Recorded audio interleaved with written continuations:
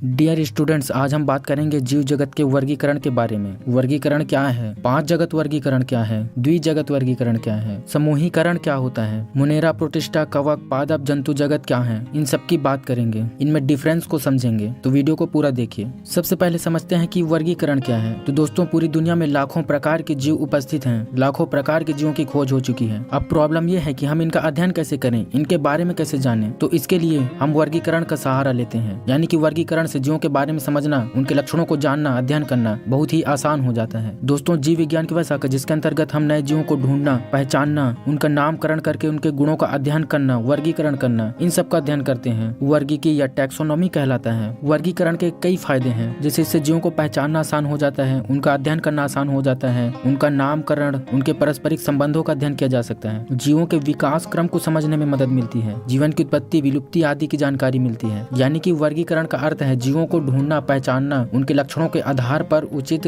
वर्गों में रखना, वर्गीकरण कहलाता है। यह सरल शब्दों में इसको समझते हैं। जैसे मैंने पहले ही कहा कि लाखों प्रकार के जीवों की खोज हो चुकी है, तो उनका अध्ययन कैसे करें। तो इसके लिए हम एक समान जीवों का एक समूह या ग्रुप बनाते हैं। एक समूह या ग्रुप के सभी जीवों में समानता होती है, एक जैसे लक्षण होते हैं। यदि हम उस ग्रुप के किसी एक जीव का अध्ययन करें तो उस ग्रुप या वर्ग के सभी जीवों के बारे में थोड़ी थोड़ी जानकारी प्राप्त हो जाती है। इस प्रकार हम बहुत कम जीवों का अध्ययन करके अनेक जीवों के बारे में जान सकते हैं। प्राचीन काल में भी बहुत सी ऋषि मुनियों ने जीवों को समझने के लिए वर्गीकरण करने का प्रयास किया। अरस्तु ने भी जीवों को उनके आवास के आधार पर समूहीकृत करने का प्रयास किया था, लेकिन सबसे ज्यादा प्रसिद्धि कैरोलस लिनियस नामक वैज्ञानिक को मिली। उन्होंने अपनी बुक सिस्टेमा नेचुरम में दुनिया के सभी जीवों को दो जगतों में बांटा, पादप तथा जंतु जगत। पादप जगत में उन्होंने कवक, शैवाल, सभी पेड़ पौधे, ब्रायोफाइट्स आदि को रखा, जबकि जंतु जगत में सभी जंतुओं को रखा, जिसमें कृमि, स्पंज, कीट, घोंघे, मछलियां, सरीसृप, उभयचर, पक्षियां और स्तनधारी जंतु भी थे। इसे द्विजगत वर्गीकरण कहा गया। इसके बाद अलग अलग वैज्ञानिकों ने अलग अलग वर्गीकरण दिया, लेकिन सबसे ज्यादा प्रसिद्धि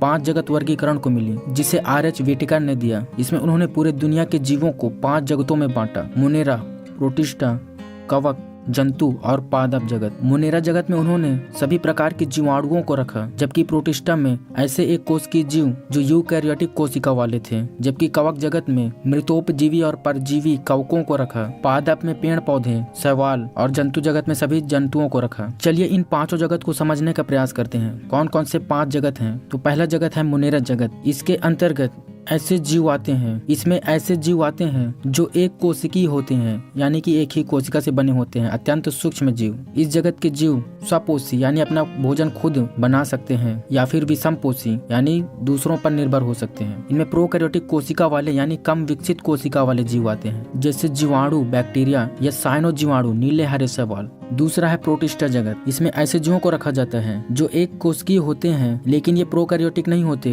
बल्कि यूकैरियोटिक होते हैं, यानी विकसित कोशिका वाले होते हैं। ये भी स्वपोषी या विषमपोषी हो सकते हैं, यानी कि अपना भोजन या तो खुद प्रकाश संश्लेषण से बना सकते हैं या फिर दूसरे जीवों पर निर्भर हो सकते हैं। मुनेरा और प्रोटिस्टा जगत में एक ही अंतर है। मुनेरा जगत के जीव प्रोकैरियोटिक एक कोशिकीय होते हैं, जबकि प्रोटिस्टा जगत के जीव यूकैरियोटिक होते हैं, जैसे अमीबा, पैरामीशियम, एंटमीबा, यूग्लिना, ये सब इसी जगत के जीव हैं। तीसरा है कवक जगत। कवक यानी फंगाई। इनमें दुनिया के सभी कवक आते हैं, फफूंद या फंजाई। इनका शरीर छोटे छोटे तंतुओं से बने होते हैं। ये तंतु मिलकर जाल बनाते हैं, इसे माइसीलियम या कवक जाल कहते हैं। ये विषमपोषी होते हैं क्योंकि इनमें हरित लवक नहीं पाया जाता, इसीलिए दूसरे जीवों से भोजन ग्रहण करते हैं। जैसे मृतोपजीवी हो सकते हैं, यानी सड़े गले पदार्थों से भोजन लेते हैं, या फिर परजीवी हो सकते हैं, दूसरे जीवों के शरीर के अंदर या बाहर रहते हैं और उनसे भोजन प्राप्त करते हैं। ये यूकैरियोटिक यानी विकसित कोशिका वाले जीव हैं, जैसे म्यूकर, एगैरिकस या मशरूम, राइजोपस, एस्परजिलस, पेनिसिलियम, ये सब कवक जगत के जीव हैं। चौथा है पादप जगत या किंगडम प्लांटी। इसमें दुनिया के सभी पेड़ पौधे आते हैं जो बहुकोशिकीय होते हैं, बहुत सारे कोशिकाओं से बने होते हैं, यूकैरियोटिक विकसित कोशिका वाले होते हैं। इनमें हरित लवक पाया जाता है, जिससे ये प्रकाश संश्लेषण कर सकते हैं और दूसरे जीवों पर निर्भर नहीं होते, यानी कि ये स्वपोषी हैं, अपना भोजन स्वयं बना सकते हैं। इनमें कोशिका भित्ति पाई जाती है जो कि सेल्यूलोज की बनी होती है, जैसे स्पाइरोगायरा, फ्यूनेरिया, फर्न,